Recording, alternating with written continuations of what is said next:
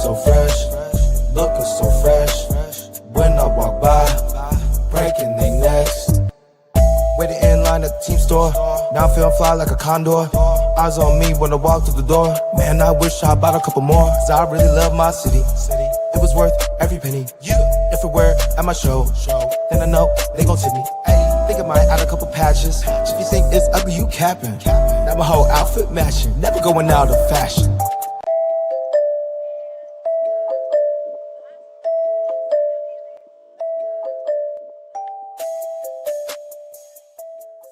What's going on, everybody? Welcome to Talking Friars. The Padres take 2 out of 3 against the Pittsburgh Pirates. Took care of business yesterday, obviously disappointing, but today, getting that 6-4 win, it looked like it was going to be a serious loss, and we would be having a different tone, different thoughts, obviously, coming off of this series, but a late rally. They scored 5 unanswered runs there, starting in the 6th inning. 4 runs in the 7th, a run there, inning before in the 6th to take this one over the Buccos. And look, the Pirates, they're not a great team. I get it. They're 22-38. Didn't even face Paul Skeens. Still haven't faced Paul Skeens. But what great teams do, and I've said it before, is they win games that they should win. They win series, more specifically. They win those series that they should win. And you sweep some bad teams that you should sweep. And the Padres can do that later this year, and I believe they have done that earlier this year. So 33-24 is where they sit.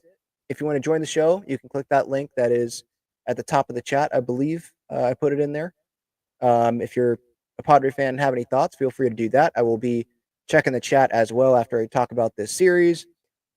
Gavin Sheets, he did exit this game. It seems like those day games when he's playing left field, there's always something that happens. Whether it's him banging into the wall and it just doesn't look great, right? The route to the ball, but he ends up not getting hurt. Or today, where I didn't see the replay because I was at the game, but he just rams into the wall. And now he has a sore hip. He's got jammed, I think Schultz said jammed wrist, fingers. He's getting tests for a concussion. And I think that's probably where we should start just right off the bat. Is an update on Gavin Sheets, because obviously his health is more important than a baseball game. So let me pull up Mike Schultz's comments here. I think 97.3 posted it. Let me find this real quick.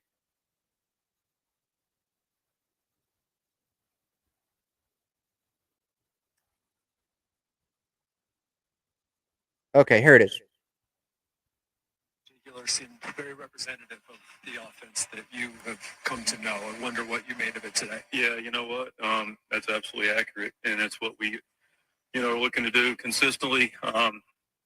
Easier said than done, but quality of bats in the 7th were unbelievable. I mean, Iggy gets it started with a walk.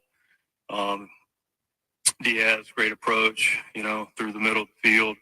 Toddy just took what the game gives him, his words, put him into action.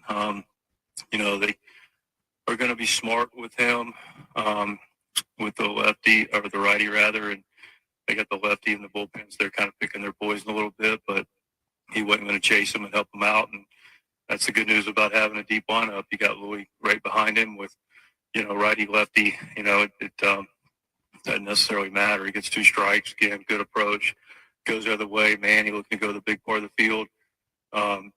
Just missed him, but clearly did enough for the sac fly. Same thing, you got Jackson there, is taking what they give him, not going to give in. And then Wadey, nice job up the middle, and didn't try to do too much with 2 strikes. So quality of bat throughout. What is the update on Gavin? So he ran into it pretty hard. I think the fence is okay. I'm not sure. I think Matt Ballou, the groundskeeper, is going to check on it, and I'll get you an update on the wall. But no, in all seriousness, I think, Sheetsy's a little banged up, head contusion coupled with a sore hip and a little bit of a jammed wrist and thumb. So it's got a little bit of a trifecta working, and, we're in the process of evaluating it, but he already, the last couple of hours or however long it's been, is improving. But he's a little banged up, understandably. What an effort. You said trifecta. Is any one of those like particularly more concerning than the others? I think we're evaluating it all. I think right now, if talking to Rogues, the hip is a little bit more sore than the other areas, but I don't want to minimize the other areas either. But yeah. All right. So there you go. Soreness from Gavin Sheets, obviously.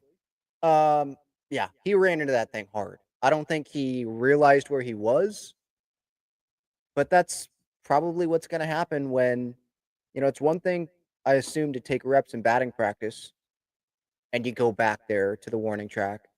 It's another thing when it's a live game and it's a day game as well, and you don't have a ton of experience out there in left field, and you got a ball out there and you think you can go get it. It's not like it's a second deck bomb like Kutch last night on the homer off Cease. He thinks he can go get it. He's going to go try to get it, and I respect the effort for sure, but Gavin Sheets is one of the most important Padres players this year, and we need him healthy. So I'd like the Padres to just go find a left fielder. If they don't have confidence in Brandon Lockridge or Tyler Wade to play left field, or they want a better bat playing left field, well, just deal with Tyler Wade and Brandon Lockridge out there right now, because I want Gavin Sheets healthy in this lineup, not playing left field and potentially getting hurt like this. So right now, Sheets is banged up. We'll see if he misses tomorrow. I assume they wouldn't put him in there tomorrow. Could he end up going on the IL, like that concussion IL thing that they have that Arise went on earlier this year? Maybe. But yeah, for me, like the priority for Sheets, and it's, Manny, like, I know he's been struggling defensively, like errors wise, but still, I'd rather have him out there defensively. Like, love him defensively, love some other guys on this team defensively, but their biggest strength, why you want them being a Padre and how they can impact this Padres team, that biggest impact they have is on the offense. It's in the lineup. And for sure, that's what it is for Gavin Sheets. Like, he's not going to give you much in the field. It's as a DH, not as a left fielder. So I like having an athletic outfield anyway. And that's what you have. If either Lockridge or Wade, you put him out there in left field, and you got Merrill in center, Tatis in right, that's an athletic outfielder right there. So personally, I'd be fine with that and have Gavin Sheets DH if you need, like, Bogey DH today. I know you want to have Gavin Sheets be in the lineup, but like, I think having Gavin Sheets as a pinch hitting option also isn't the worst idea. I don't think that's the worst thing in the world. And do they, like, at this point, on a day that Bogarts DHs, would you put Bogarts just on the bench and because you want Gavin Sheets' bat in there, that's why you put him in left field.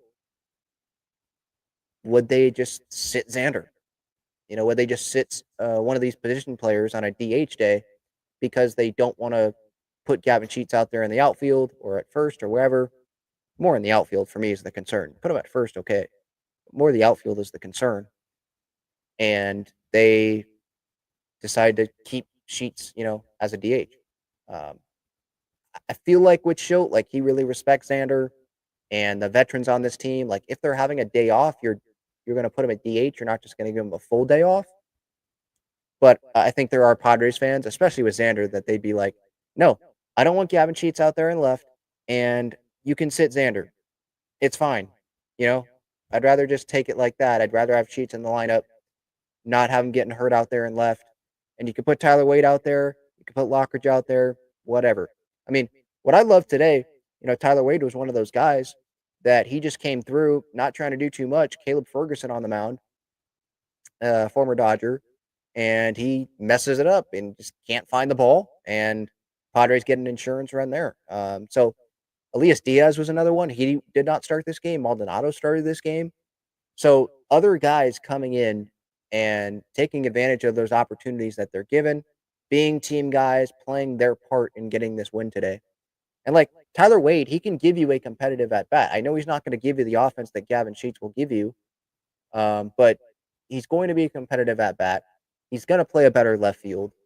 Like, the Padres, I know they're weighing these things, but I just want to say it out loud, weighing these things here as a Padres fan, because I'm tired of seeing Gavin Sheets, sprinting to the wall and not knowing where he is. he's not a left fielder for this team. But they want his bat out there, so he's playing left field. But just got to hope for the best with him. And then overall, yeah, with this game, like I'm not actually surprised, to be honest, that Andrew Heaney pitched pretty darn well against the Padres. He just seems like he's one of those pitchers that does that. Not high velocity, but somehow is being effective. And he almost got to 6 innings and 2 earned runs, didn't walk anyone, so he was consistently getting that ball in the strike zone. And limited the damage. I'm tired of seeing Wandy. Not like tired of seeing Wandy, period, but it just feels like I tweeted this during the game. It just feels like he's pitching every day. I know that's not the case, but I don't want to see Wandy pitching in the 4th inning anymore. I don't want to see him pitching in the 5th inning anymore. You want that length from the starters.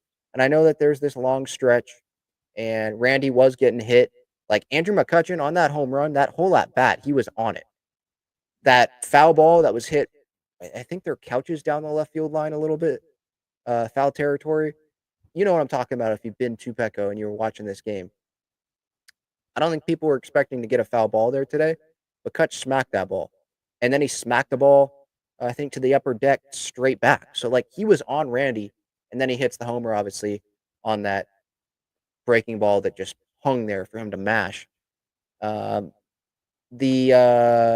Frazier got a homer as well. Cabrian Hayes, that one, I mean, that pitch was up out of the zone. Like, Cabrian Hayes, I don't know if he would have swung at that if we do that all over again. He I think he had like a one-hand finish as well a little bit there. That was a little weird. So, Randy wasn't his best, but like part of the problem is you don't really know what's going to be what you're going to get from Randy Vasquez. It could be really good 6+ innings and dominant, 1 run or whatever, or it could be something like this where he walks 3 guys and gives up a couple homers and doesn't even make it through 4 innings, and then you got to have Wandy go out there. I like David Morgan, but he went out there as well, covered 5 outs. Wandy covered 5 outs. Now look, Wandy didn't allow any earned runs. He went inning and 2/3, no hits, no earned runs, couple of punch outs. But just seeing, and this is just as a Padres fan, like it's nothing personal against him, but just seeing him jog out of the bullpen, it just deflates me. It's just like, all right, Wandy again. And I know that's biased to like the really bad blow-up outings that he's had. For the most part this year, I'm pretty sure he's been pretty darn good. He started the season really good. Let me look at his game logs. Because for me to say like and be negative about Wandy and be like, oh, I don't want to see him anymore, and oh, when he comes into the game, it's kind of deflating. I do want to be fair and actually like tell you guys the numbers. I know I'm just thinking about like the bad outings, but those bad outings do stick out for sure. He started off the year not allowing any runs until April 16th. He went his first 8 outings, didn't allow any runs. And then he went 3 more allowing no runs. And then allowed a run. That 6-run outing against the Yankees was what really inflated that ERA. It was 135. And then after that Yankee outing, it was 5.14, then 5.65. Gave up a couple runs, only covered 1 out at Colorado. Couple runs in the next outing as well. So the ERA just bumped up to 6.46 there. But then he went 5 scoreless, or 5 appearances, not allowing any runs. So like for the most part, he has been pretty darn good. But it is some of those outings that they just blow up, and you just remember those more than the good outings. And that's pretty much what happens with a lot of relievers. And so I acknowledge that. I'm just not the biggest fan of seeing Wandy jog out of the pen, especially when it's in the 4th inning. That's not really Wandy. That's just more like we need these starting pitchers to be covering more than that. Especially when you're in the middle of a 13-game stretch with no days off. Let's cover those innings. But I was personally actually okay with Randy being pulled in that situation. He was getting hit. Just wasn't his best day. 6 hits allowed, 4 earned runs. Again, couple of homers. The walks too much for 3 1/3 innings, walking 3 guys. And so you go to the bullpen. And they kept the Padres in this game, and a big reason why. 4 earned runs for Vasquez, and then after that, it was no earned runs. Wandy, David Morgan, Adrian Morhone, Jason Adam, and Robert Suarez. Good to see both of those guys, Adam and Suarez, because they've dealt with some walks. Both of them combined for no walks today, 3 strikeouts. Did their job. So Adam, by the way, got his 15th hold on the year. Robert Suarez, his 19th save of the season. I loved how passionate Luis Ariz got, by the way, on that game tying knock. So Diaz made it 4-3 on that single. Then Ariz just talk about the sprinkler, just hit it the other way, not trying to do too much to tie that one up and score Jose Iglesias. And then Manny with the sac fly. Some people in the ballpark definitely thought that ball was out. I didn't think it was going to be out, but it was pretty close. Just got under it there. But it scored a run, made it 5-4, and then Wade obviously putting the ball in play. Ferguson can't handle it, and Tatis scored, so that made it 6-4, and that was that. But, like, regardless of how you win games, find a way to win against these bad teams. And overall, taking 2 out of 3, you're going to take that. 33-24.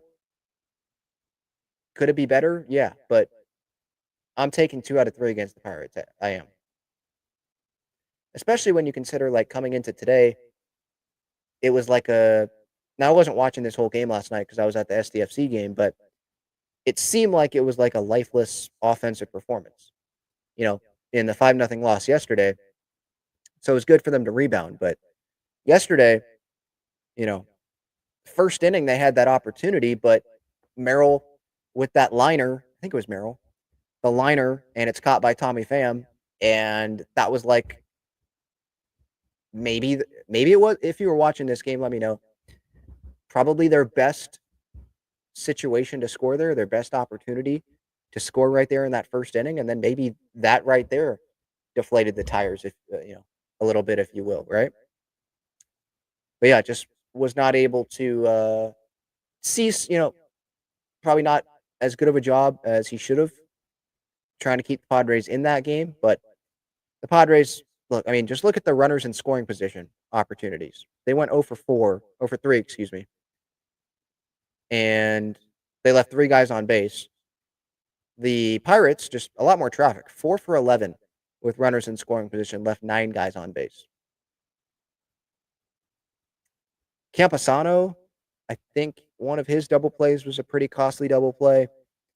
I saw someone, I forget exactly who it was, but someone tweeted last night when Cease gave up that homer to Kutch, like, essentially saying how embarrassing it is to give up a homer to a 38-year-old, or I think that's how old Kutch is right now. And for me, I totally don't have that opinion. Like, oh, how embarrassing to give up a home run to a guy that's going to be on Hall of Fame ballots. Like, all right, sure, that's embarrassing.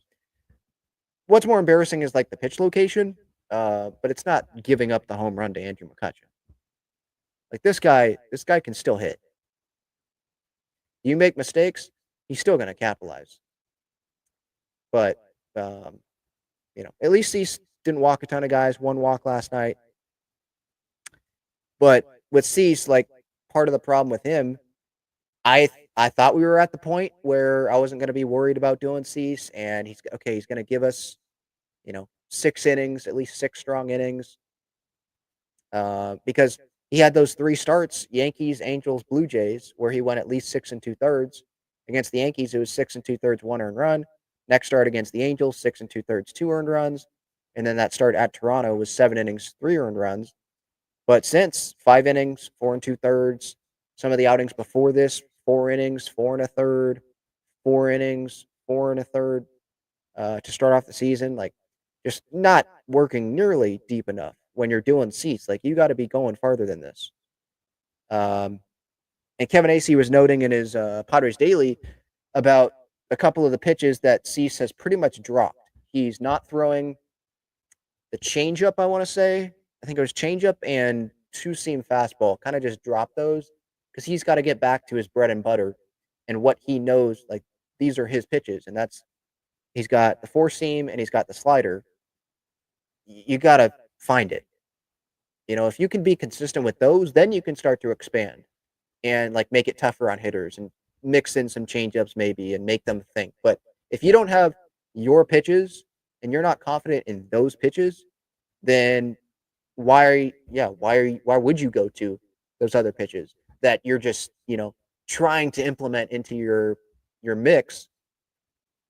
Like, no, you got to that your slider is great. That your fastball's there. Like, you got to get those down. So I agree with what Dylan Cease is doing, but yeah, just it seemed like some of the location was definitely part of the issue last night, and I'm happy that we're not going to be facing Brian Reynolds anymore. Like, that guy torched the Padres.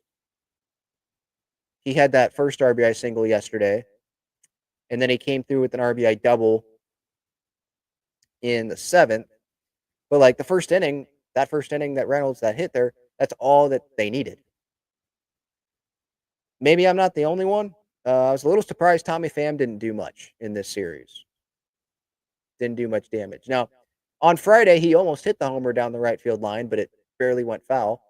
He hit some balls hard that ended up being outs, but that's baseball. But yeah, game 1, he went 1 for 4, did score a run, but Padres won that game.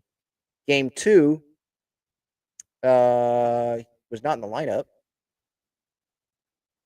And then today in game 3, 1 for 4, no runs though, no RBI. 209 average, 516 OPS on the season. Tommy Pham.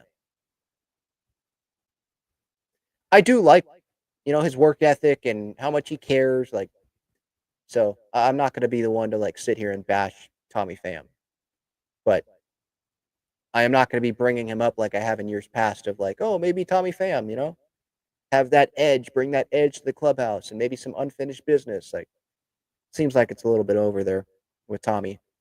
I did want to hit on the fights that I saw in the stands. Not literally, because I wasn't there, but I saw on social media, and that video on social media is getting a lot of attention, it seems like, of Padres fans fighting other Padres fans last night. I think this was last night. And you got some good punches here. Like, I'm not going to lie. Like, one guy got knocked almost cold, it looked like. Just one punch, and boom, he went down. And yeah, just brown Machado jersey, white Tatis jersey, going at it, finger pointing. I mean, there's a woman in there breaking it up in the middle. What I want to know is, where is security here? So shout out to that woman in the Jackson Merrill Road pinstripe that is pretty much calming things down. Like, literally, like, she's being security in this situation. There is grown men here, and the woman's the one that's in the middle here, clearing things up. And then an usher comes down, and it looks like he is trying to get security to come down. But yeah, there was no security over there. And you got Padres fans just punching at each other as if this is like the UFC. And it's like, it's embarrassing. Because now, and not that I care a ton about what Dodger fans think, because they're Dodger fans, but now, like, for those that do care, they can now go on social media and be like, oh, I thought it was just Dodger fans, and it's just like, you're embarrassing the fan base by doing this. Like, one, and I saw some comments about this, save this for the Dodgers, save this for Dodger fans or something like that. And I totally disagree with that. Save this for never. You should not be throwing punches at each other at Petco Park. You should not be doing this at Dodger Stadium. You should not be doing this at Angel Stadium. Like, wherever. If you're in a stadium at Snapdragon, where there's a guy on the first row of the upper deck and he could fall over, just dumb stuff. LA fans may try to bait you into it. And I don't want to just have all San Diegans off this boat. Like, some of us are at fault as well. because it takes two sides. And just like be better, you know? I'm not a drinker, but if you can't like take alcohol and like if you have alcohol and that changes who you are and how you act, then stop doing it. It seems like it's common sense, but clearly it's not common sense enough. Um, because there are people that continue to do this, you know? Some SDFC fans that were a part of that last weekend with the Galaxy fans, like Galaxy fans are at fault and SDFC fans are at fault. I don't know where the security was. You know, they just left because they were off the clock because the game was over, which is stupid in my opinion. You know, you should be waiting till SDFC fans clear and then you clear Galaxy fans. But anyway, no security here in this video, you know, coming in at all. So there's fault there, but like this shouldn't even be happening in the first place. There's kids here, and even if it was all adults, we're here to have fun. We're here to watch the Padres, not to watch you guys fight in the stands. You want to go fight? Take it somewhere else. You know, like it's just I'm tired of seeing it. It's embarrassing.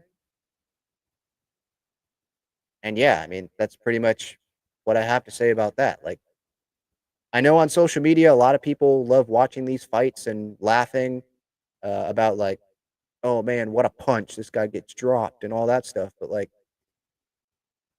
save that for UFC, you know, UFC fighters to do that. Save that for boxing, whatever. Not for Padres fans punching other Padres fans inside Petco Park while a Padre game's going on, you know? Just stupid. Like I'm seeing in this video, you've got Padres fans that are sitting there and they're kind of like slouched over because they're trying not to get involved with this. Like they're trying to protect themselves a little bit. And they just came to watch a baseball game. And instead, 2 feet away from them, you know, on the aisle, there's, you know, multiple men punching at each other. Just idiotic. Anyway, Friday, that was a good win. Padres won that one 3-2. Yeah, you like there was a lot of offers offensively. Like the entire bottom half of the lineup was over. Sheets 0 for 3, Bogarts 0 for 3, Crony 0 for 2, Wade 0 for 3, Diaz 0 for 3. But like finding ways to win is really what this was. Luis Ariz going on contact and the bad throw from Adam Frazier. Like when you force bad teams to make plays, those mistakes will come as well. And that's what happened. By the way, apologies for my post-game reaction on Friday. My phone's cracked, so if I did it how I normally tried to do it, the camera wouldn't look good, so I tried to flip my phone around, and I must have hit the button to flip, like, on the screen, so literally it did nothing, and it was just looking at bushes, but the audio was there, so thank you to those that I saw at least still, you know, click on it. But you know, just overall, my thoughts on that was just like this is a shilty win. You know, base running, Manny Machado with the base running, still pisses me off that he like runs 20% when he flies out. Like I was watching today, I think it was a fly out to right field maybe, and he's not even jogging 50% to first. I understand like it's a long season, and he's out there every day, and I understand that, and that's part of what makes him great is that he plays every day and he posts, right? But I think he could still post every day if he even went 50%. I'm not asking him to go 80, definitely not 100, not even 60. I'm not asking him to do that, but do a little bit more. You know, Tommy Pham, he plays. There's other guys on this team. Crony is another one of those guys where he jogs when it's a fly ball, but he gets to first base. You know, so that still pisses me off with Manny. I know that's probably like an old man take, but like, I don't think it takes much to just give a little bit more. A little bit. Yeah. Some people could walk faster than what he does after he hits a fly ball. Just saying. But when he does need to hustle, like we saw on Friday, he does it, and he has a high baseball IQ. What was it? It was the grounder to short. He gets in the way, jumps, and so the ball goes in between his legs, but he was in the way a little bit, and that's all it takes. Shortstop, I think it was Brian Hayes, messes it up, messes the play up a little bit there. Manny sees it get away, and he is able to score.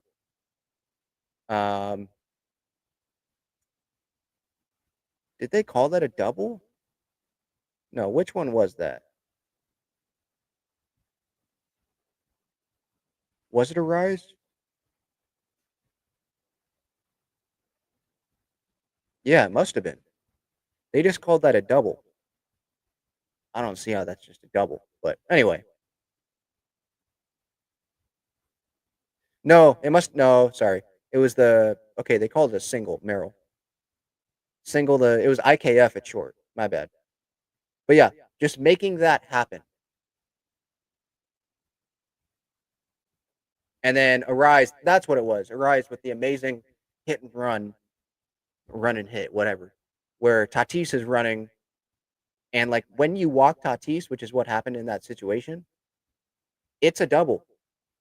It can be a double because a ball down the line and that guy scores like he did. And like Arise with the sprinkler, like not trying to do too much and just not being, trying to be like the superhero and pull something, just take it the other way down the line. And even if it's down the left field line, Tatis with the speed and he's already running, like that guy, yeah, that's an easy score.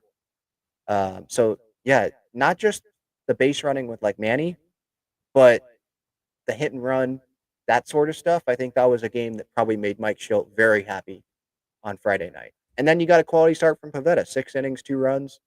Estrada, no runs. Adam, Suarez. The 2 walks there from Adam made me a little bit nervous, but Suarez got the 4-out save. That was his 18th save on the year. And shout out to the umpire, huh? Edwin Jimenez was the home plate umpire that night. Totally missed that call late. And that was in a big spot, bases loaded, with, I think it was Suarez. Oh, yeah, Suarez on the mound to end the inning. And that's ball 4. I think it would have been ball 4. And that brings in a run. But instead, it's called strike 3 on a pitch that was low and inside. Definitely low. And then Don Kelly, the Pirates interim manager, ends up getting thrown out, which I get it. You're going to stick up for your player. And it was a bad call. But it was hilarious as a Padres fan. Like, if I was a Pirates fan, I would have been pissed. But as Padres fans, that was amazing to watch. To see, huge situation, pumped up for the strikeout, and then see the opposing manager get run. That was funny. Maybe Robert Suarez Venmo'd that guy after the game. Should have.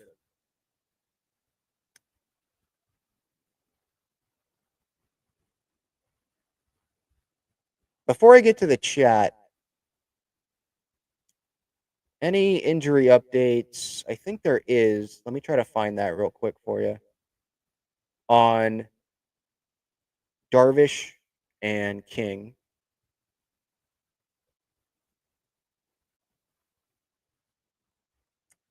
Okay, here's from Kevin Acee. Darvish said he is throwing a bullpen session tomorrow or on Tuesday in San Francisco. He threw 6 or 7 pitches in the pen yesterday. Velo in the mid-80s. Next bullpen will be more pitches and more intensity. So he's just starting the bullpen with the intensity. So he's still weeks out. And then Michael King, trying to find, here it is. This was on Friday. Mike from Kevin Acee as well. Michael King has been on anti-inflammatories to help with what is being described as a pinched nerve. There remains no timeline as they need to see how he responds in the next few days. Could be back in a week, could be out through the All-Star break. MRI was reviewed by an outside doctor. which makes sense. Michael King, he's going to be a free agent. Like, do I want just Padres doctors looking at my arm, or do I want someone that has nothing in this to be looking at it as well? I'd want as many opinions as possible. No structural damage in the shoulder. That's why this is being viewed by some as positive news. And again, Kevin writes, this is not just Padres doctors. Virtually every player will get a second opinion on something like this, and King did so. But like the no timeline thing, like that's not encouraging. Pinched nerve, it's pretty much like Kevin writing could be back in a week, could be out through the All-Star break. That's like, what kind of timeline is that? That's such a wide range right there for a guy that's one of the frontline starters in this rotation and one of the better starters in baseball when he's healthy and when he's pitching well. So yeah, like you could say it's positive with the no structural damage thing, but like our minds as Padres fans are going to go towards the negative, and he could be out through the All-Star break. How many starts is that he's going to be missing? In this stretch, of course, he has to be going through this when the Padres are playing 26 games in 27 days, and you got the Dodgers for 7 games, and the D-backs in the middle of that, and I think the Royals are a part of it. Like, it just feels like, yeah, of course, we're Padres fans. We should be used to this. But no, that's sucks to read because you don't know what you're going to get from Vasquez. Don't totally know what you're going to get from Kolek. Definitely don't know what you're going to get from Kyle Hart. I know he just got sent down, so they bring someone up. It seems like Matt Waldron would be that guy to pitch on Tuesday. Kolek's tomorrow. Waldron was just optioned to El Paso, so his rehab assignment is over. I thought I saw Kevin just tweet about this.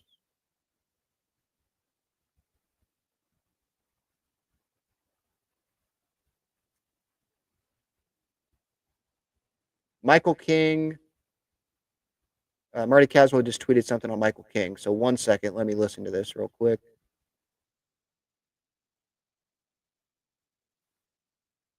Okay, Michael King just said, test came back clean, not concerned with where the nerve's at right now.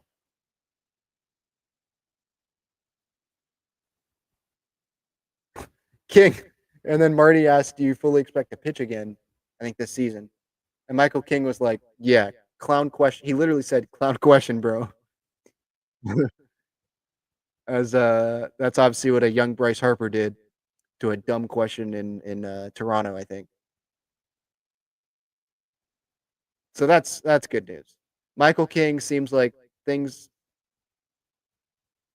he's in a good mood. So that's great.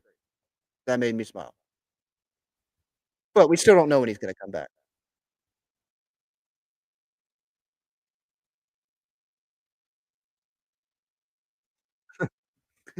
I just watched it again.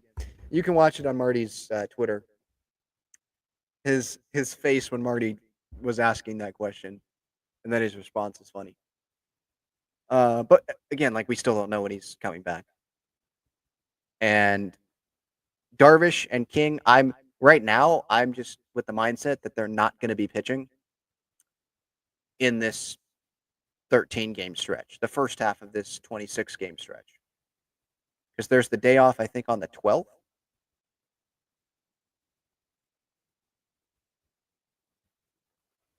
But yeah, we shouldn't expect them to pitch. Definitely that first Dodger series, no. So now coming up, it's Monday, Tuesday, Wednesday, and Thursday in San Francisco. Kolek tomorrow, maybe Waldron tomorrow, or Waldron on Tuesday. Webb is on Monday tomorrow for the Giants. So that would be interesting. Pavetta on Wednesday against Kyle Harrison, and then Thursday, day game, Dylan Cease against Robbie Ray. I kind of forgot he was on the Giants. Then they go to Milwaukee. Friday, Saturday, Sunday. Sunday's on Roku. Saturday's on Fox. And then after that, they are back home for what will surely be a very calm series between the Padres and the Dodgers. Monday, June 9th. Tuesday, and then Wednesday. Monday and Tuesday at 6:40, Wednesday at 1:10. Yeah, then they have that day off on June 12th, and then it's back to 13 consecutive games in a row. And they will be at Arizona, and they will be at LA for 3 games. No, 4 games, sorry. All of those are night games. And then they will be back home to face the Kansas City Royals. That's a tough stretch. Dodgers at home, but then D-backs road, Dodgers road, back home, but you face the Royals, who I think they've been a little bit underwhelming this year. I'm not locked into Royals baseball, but there's still some talent there, obviously, on that team. They have playoff aspirations. Yeah, 31 and 29, but it's 1 game back of a playoff spot. Like, they can still turn it around.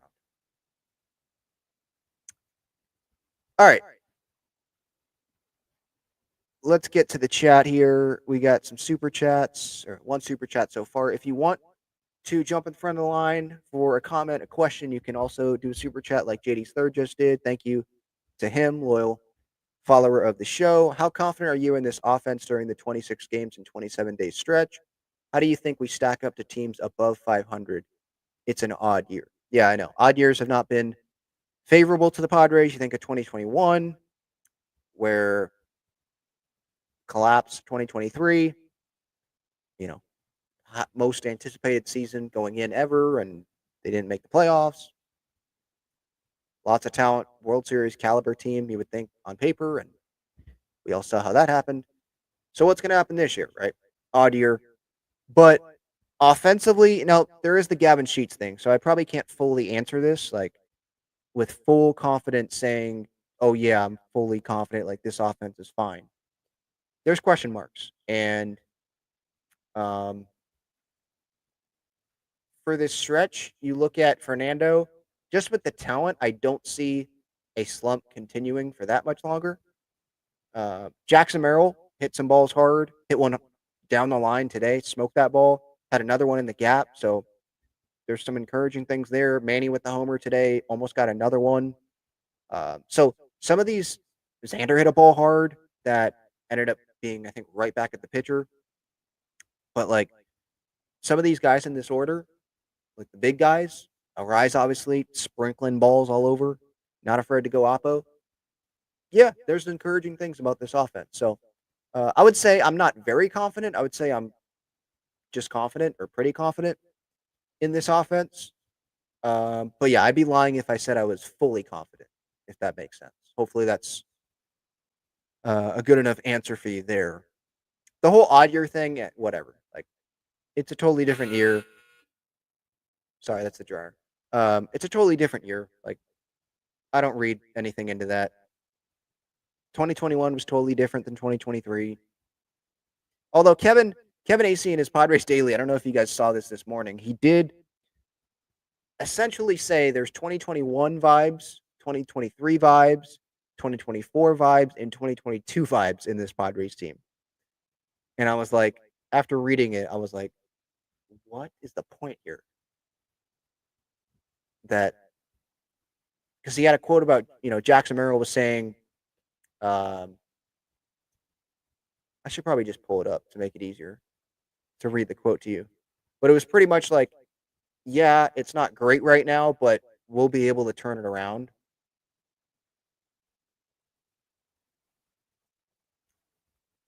Here it is.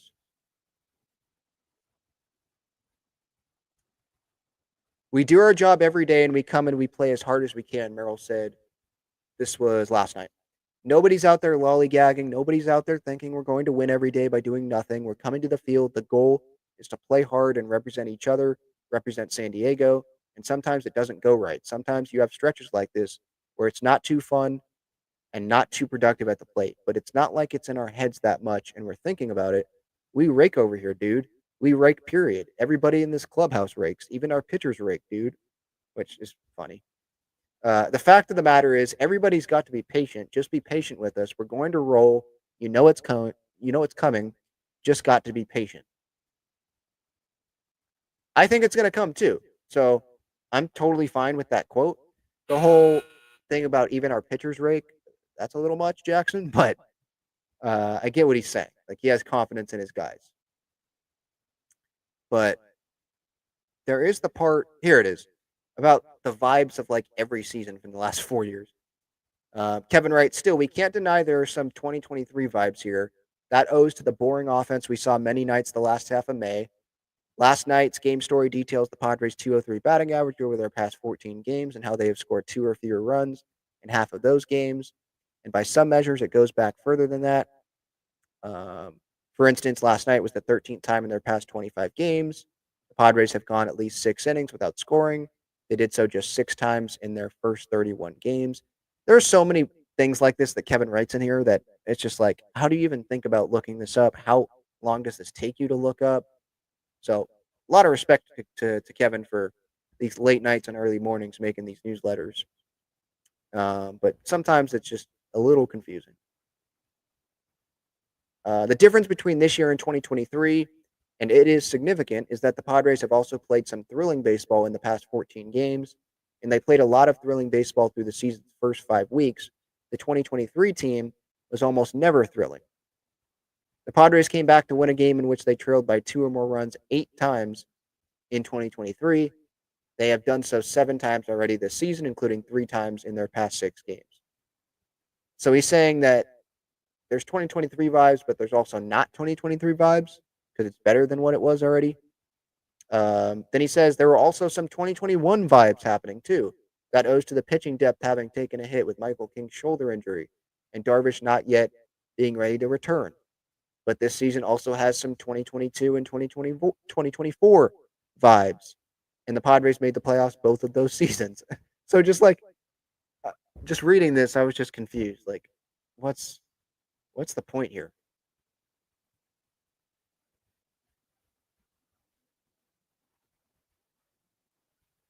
Then it went into Mike Schilt and like his team being a second half team for like every team that he's managed, every full season that he's been the manager. So, history shows that the Padres will be fine.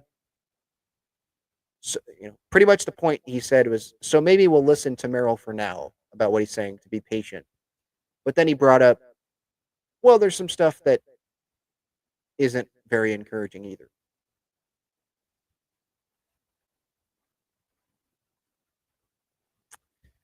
Total Baseball says, once again, disappointing win. Today, I wouldn't say today was a disappointing win. Are you saying disappointing series win? Because of the offense being flat yesterday? I mean, I guess. But this was not like the Marlins series where they had a 5-run lead. The Padres just didn't score last night. But that's a little bit different. I felt different about the Marlins series than I did about this series. What happened to Sheets? I missed the game. He crashed into the wall, and he was sitting there for what? Probably a good 5 minutes, what it seemed like. Tatis was chilling in right field during that time. It was like he was sitting on the beach. Did it look like a serious injury? Yeah, I mean, at the time, he walked off under his own power, but yeah, it looked pretty serious. Merrill immediately called the trainers out there when he saw Sheets down.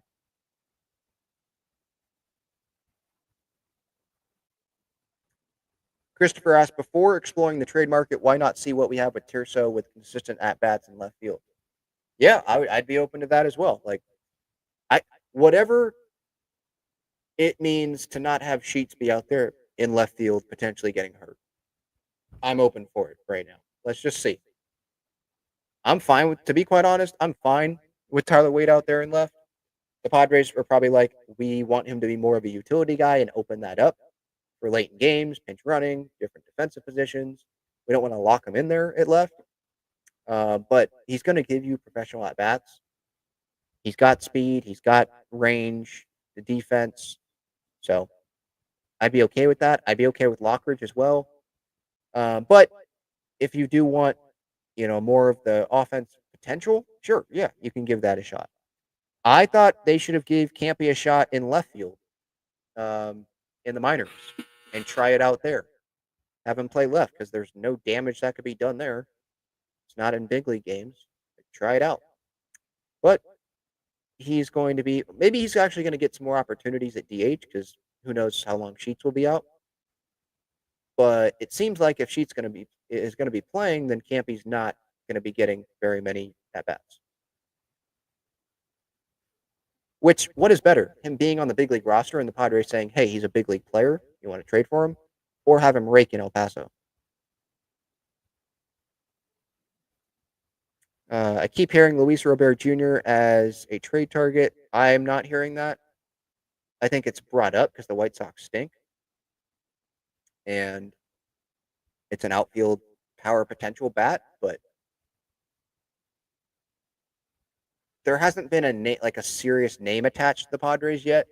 All I've seen was Kevin write that the Padres have begun exploring like left field trade targets, essentially. Yeah, they've begun exploring like the possibility of acquiring a left fielder, and that was I think during the Colorado series or maybe after the Colorado series. It wasn't like a super recent report. Like that was like last week.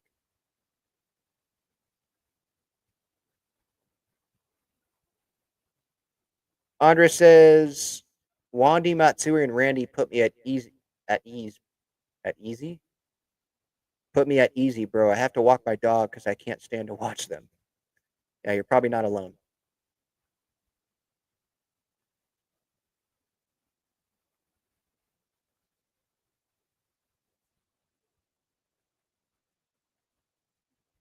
Albert says pitchers are on life support.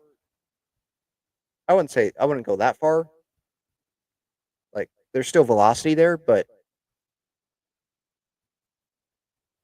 it seems like there's some guys that are getting a little bit too much work in that bullpen. And not like necessarily it's the fault of Mike Schilt for going to them, but just the starting pitchers, like we need some more length.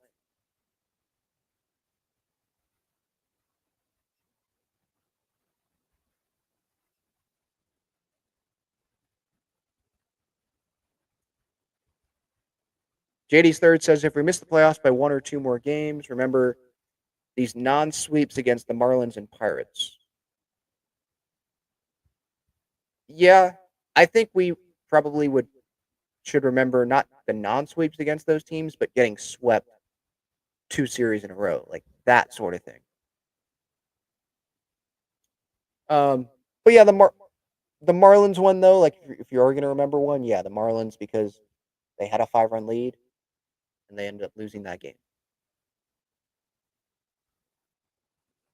But there's been games that they shouldn't have won that they came back and won. So it does seem like most of the time it does, balance itself out. All right, before getting back to the chat, shout out the great partners of this show. I was at SDFC yesterday, SDFC in Austin. SDFC, by the way, getting that dub 2-0. And I stopped over at Gagling on Bros to pick up those cheesesteak fries. They were so good. They've got great stuff there. At Petco Park and obviously at Snapdragon. They're at Snapdragon. They're on that would be the east side of the Snapdragon Stadium. And then at Petco, they are in section 124, and they're in the upper deck as well. I believe section 319. Cheesesteak fries, garlic fries, cheesesteaks. Great stuff. The expanded menu obviously is at their main location on Friars Road. So please check them out. I think, especially for being at a stadium, to have as much of the fries that they do give you for the cheesesteak fries, it's under $20. So I think that's a good price, considering some prices for some other stuff. Freestyle Cut and Stitch. They are a local San Diegan brand. Basketball jerseys, custom basketball jerseys. A lot of Padres players wear them. If you have not seen them, just go to Freestyle Cut and Stitch on Instagram, and you'll be able to see those there. Any future order, 10% off that you can get on those orders. Code Talking Friars. Again, they're on Instagram, Freestyle Cut and Stitch. Their website, freestylecutandstitch.com. They've got sweet, like Jackson Merrill custom basketball jerseys, Gavin Sheets, Fernando. There's the Black City Connect basketball jersey. I saw that around today at Petco. So it's pretty popular. One of a kind merchandise for clients, fans, players, youth players, parents, travel ball clubs, little leagues. Like, if you want to request something, they'll do their best to make that happen for you. So I definitely recommend you go check them out. Again, their website, freestylecutandstitch.com. That link is in the description. There's like the 98 custom basketball jersey. They've done San Diego State. They've done SDFC. They've done San Diego Wave. So go check them out. Same code, by the way. So again, 10% off any future order there. Code Talking Friars. And then you will get $20 off with that code on SeatGeek. Your first order when you sign up with your email. Again, code Talking Friars on SeatGeek. And that's for concerts, for games, not just Padres, but other teams in the area as well. So please use that to your advantage. If you're more of a shirt person, not maybe a basketball jersey person or a baseball jersey person, I'm wearing the Jackson Merrill Breaking t-shirt right now, actually. And they've got other cool Padres and Aztec shirts and sweatshirts over there. So click the link in the description there for Breaking Tea.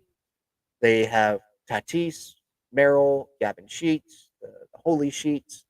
They have the style that they put out every year where they put like San Diego on it, but it's with players' names, if that makes sense. You go check it out there on Breaking Tea's site. So again, I recommend you check out all these great partners of the show, just trying to help you out, and they want to help you guys out as well.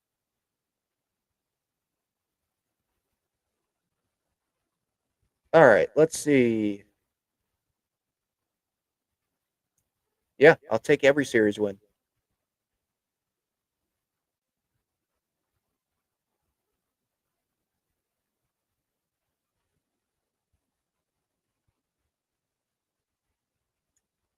Where's Nando and Manny? Merrill's a ghost of himself. I don't know if you saw, but Manny had the go-ahead sack flies day, and he had a home run.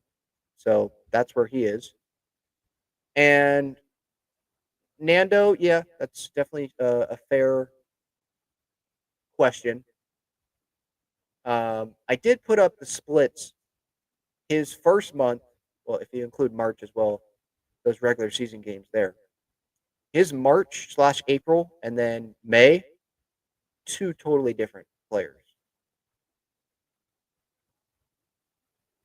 113 at bats to start off the season, 354 average, a 1,011 OPS, 8 homers, 18 RBIs, 25 runs scored. And then you go to May, 10 less at bats, but that's not a ton less at bats. 184 average, 626 OPS, 5 home runs, 10 RBIs, 14 runs scored. Just totally different. And obviously, first month of the season, Padres off to a great start. Since then, they definitely have not collapsed, but with the start they had, you probably want them to be a little bit better than 33-24. Probably want a few more wins in there, probably more around what the Dodgers are at, 36-22. And Nando's one of the Padres' best players, so it's not surprising that their record suffers when Nando doesn't perform.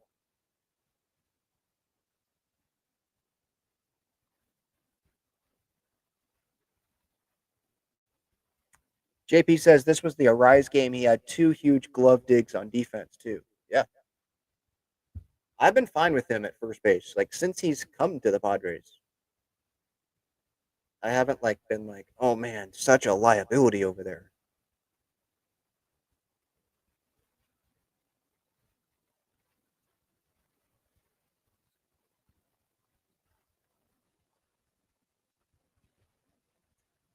Irie says we're just missing that one solid piece offensively and snag us a starting pitcher and another 8th inning guy, and we would be playoff ready. I'm fine. I think eventually I'll be fine with Jason Adam as the 8th inning guy. I don't think it hurts to add another reliever. Obviously, someone that can perform offensively in left field and isn't a liability defensively. Yeah, that's what you want. So yeah, like overall, yeah, a starting pitcher for sure. I was saying the other night to someone, I don't think it needs to be like a frontline starting pitcher. Obviously, that would be great.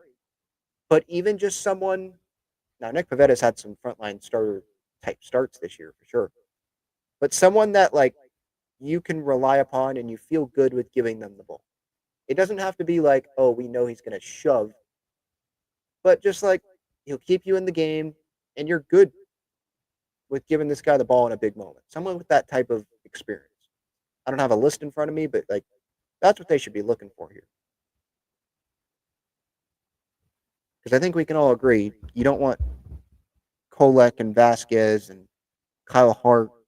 You don't want those guys to be making a bunch of appearances when it matters the most. At least at this point in time.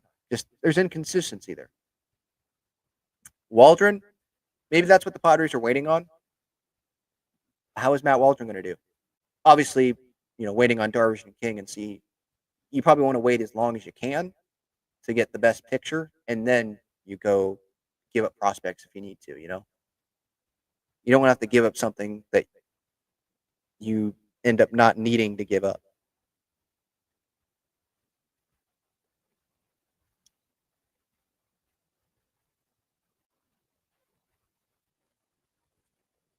Adam says, Ben, are you going to any of the Dodger games? Hope to meet you sometime there. I'm not sure. I know I'm not going to go to that Wednesday game. That's a day game. If I go to one of them, it's probably the Monday game, but not sure. And for anyone that's going to those games, just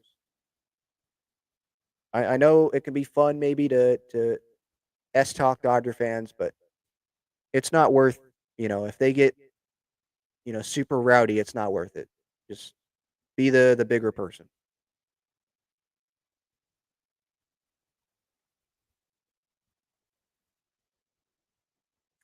I don't think Campy's had a hit yet.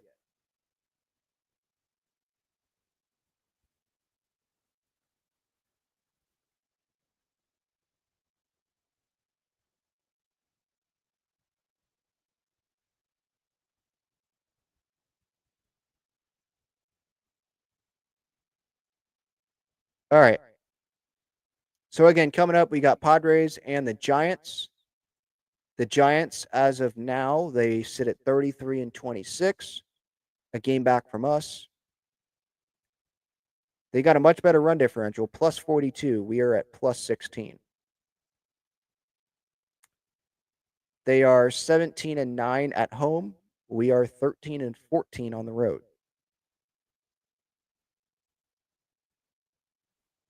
And again, we got Kolek tomorrow, maybe Waldron on Tuesday. Not sure yet. His last outing, I believe, was 4 innings of work. And then Wednesday, Pavetta. Thursday, Cease. Before going to Milwaukee on Friday for that weekend series. All right. Have a great week, everybody. Talk to y'all later. Thank you so much for the time. Much appreciated.